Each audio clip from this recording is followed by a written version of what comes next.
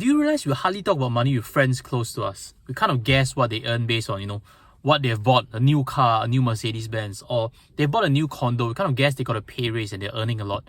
But that's not necessarily true. Someone who's, spending a lot, living a high life, may not necessarily be drawing a high income. And someone who's frugal may not be doing that bad after all. It's rare. It's rare to hear someone share on what they are spending on. Today, I'm giving you that information. I'm giving you my breakdown, what I'm spending on exactly, so that maybe if a point of reference that helps you in one way or another. Some people feel that they can't save sufficiently. They don't really have an anchor point and don't really have anyone to talk to. Hopefully this video helps in some way or another. If this video interests you, continue watching on. Hi guys, welcome back. As you know, my role is in sales, which means some months is okay, some months is fantastic. But nonetheless, I have quite a few sources of income. I have, YouTube income right now coming in. I have a blog income. I have also property rental income as well as from investments. So maybe that could be even a separate topic that we can elaborate further. If you're interested, leave in the comment sections for me to do so moving forward. Now again, talking about today's topic, I was conceptualizing, what should be within it. And my first impression is, parental allowance is not really an expense because, if you give money to your mom, your dad, and you should, by the way, that money is still kept within family. So that amount I'm not going to factor in. That is still an allowance, it's not an expense. And subsequent part of videos, I'll be touching on expenses and I already adjust it to half of it. Some of which, are monies that I share with my wife. For example, monies you spend on kids like tuition costs, childcare center costs. Those are already divided by 2. So as you see later in the itemized sections, those are already adjusted. But the first item before we head up, which I realized I should touch on is, of course, this. This is, a Mazda. I'm not driving like some Mercedes-Benz and something like that. I'm using Mazda 6 and it's fully paid. And as I can, share a bit further, the depreciation is a non-cash flow cost that costs about 1,000 a month. But nonetheless, even in fully paid, there's still, money spent on a car. Petrol costs, insurance, road tax, fines. I do get fined also. So I estimate, car cash outflow is still about 600 a month. And that's a heavy amount. If you're looking to save a bit further, really consider if a car is necessary or not. So for the rest of items, I have something interesting towards the end of the video to show you a bit further. And let's head up, it's much more conducive. I'll put on a mic to elaborate further for you. Okay, so much better to be filming right back at home. And let's dive on to the various items of expenses. I promise to you I'll be sharing transparently what kind of expenses I'm incurring as a young parent. And before I get there, smash on like so that more people can see valuable content like this. Now, just now the first item was cash outflow in terms of a car. That was $600. Let's put it up over here. The next item, obviously, which is the most expensive, is this house over here. I've actually a previous video that shared, I actually own a HDB as well as a condo. What kind of cash inflows, outflows. If you're keen to hear the full story, look for this video over here. 1,092, how I actually own a condo at 1,092. And at start, we actually suggested, if the expense is split between husband and wife, let's divide it by 2. So my half of it is 546. I factored in all the various expenses, trust me on it. I've put in conservancy charges, property taxes, etc. into that video. So this 546 is pretty accurate in terms of what I'm incurring. So the third item that I'm actually spending quite a lot is actually on insurance plans. Why? Because to me, I work as an insurance planner and in covering adequately is very important. I'm covered for more than $1 million. Because there's a rule of thumb. If you are a head of household, you should be covering at least 5 to 10 times in terms of your annual income, which means your dependents, if you're no longer around, need to have sufficient amount of cash to make sure that they are okay. So insurance planning, do it properly. Don't stinge on it. And right now I'm incurring $988.20. A key reason why I'm incurring, it looks like a little bit more, is because I buy whole life plans that are very short period, which means I complete payments in like 5 years or 10 years. So my kids' whole life plans are in this amount. My own whole life plans are in this amount.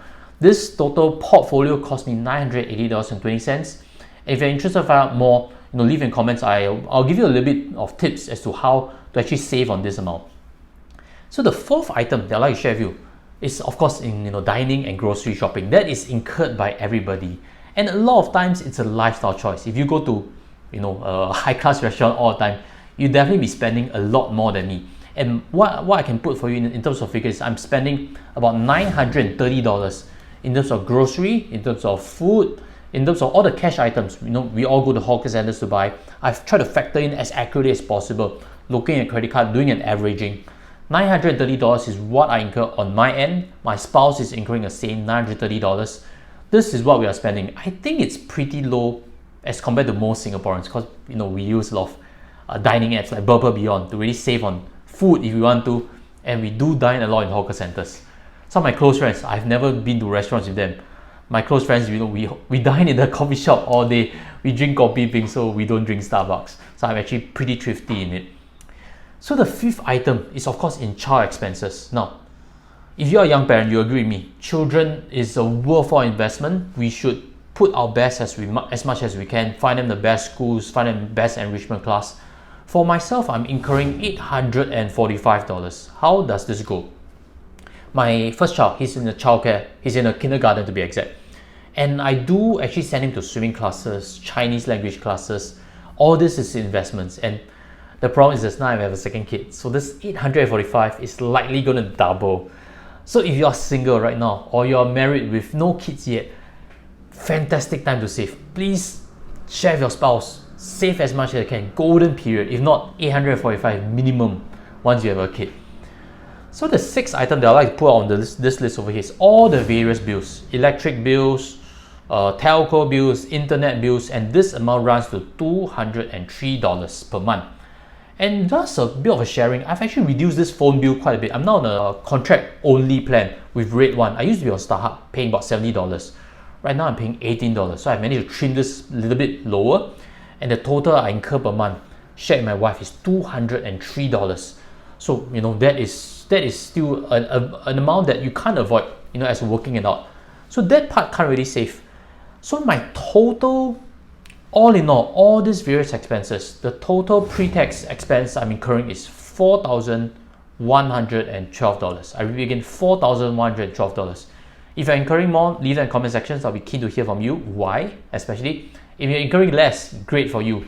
Lead a frugal life. That is ultimately how you get to financial freedom. So $4,112 is what I'm incurring. That is pre-tax expense, which means everybody has to pay taxes, especially if you're working it out. But taxes depends on how much release you're getting. You can actually go for RSTU, your retirement sum top up through CPF special account. You can do SRS. So there's a lot of ways. I have child relief, coming in. So taxes part, variable amount, but that should be an amount that you should factor into your cash flow also. So hopefully I've given you a good context how much is actually spent from a young parent in Singapore.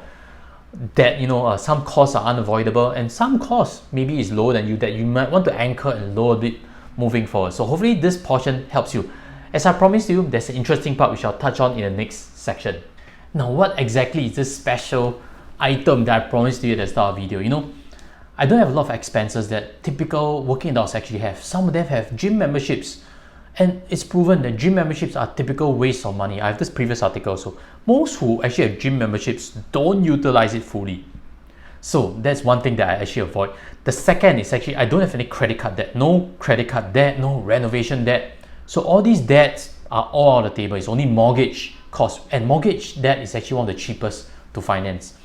And the most interesting part is I actually don't have any cable charges. I don't have StarHub, I don't have Singtel Meal, I don't have Netflix. And the reason is I don't even have a TV there, so I don't even incur that $10, $12 in Netflix costs. I don't have TV entertainment. I spend all my effort in work and in spending time with my family, my children.